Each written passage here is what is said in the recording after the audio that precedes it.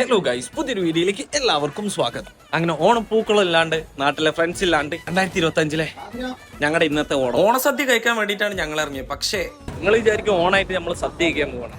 പക്ഷെ സദ്യ കഴിക്കാനല്ല, ബിരിയാണി കഴിക്കാനാണ് ഞങ്ങൾ ഒരു വെറൈറ്റിക്ക് വേണ്ടി.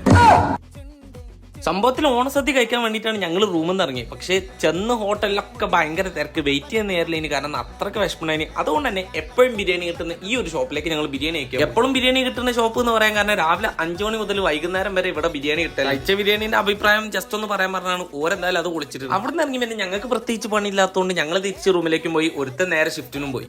അങ്ങനെ ഫുഡ് കഴിച്ച കാര്യങ്ങളൊക്കെ കഴിഞ്ഞിട്ട് ഇപ്പൊ തിരിച്ച് റൂമിലെത്തിയിട്ടുണ്ട്. ഉച്ച വരെയുള്ള പരിപാടി ഇതാണ്. കുറെ പേര് ഡ്യൂട്ടിക്ക് പോയിട്ടുണ്ട്, കുറെ പേര് റൂമിലുണ്ട്, കുറെ പേര് നാട്ടിൽ പോയിട്ടുണ്ട്.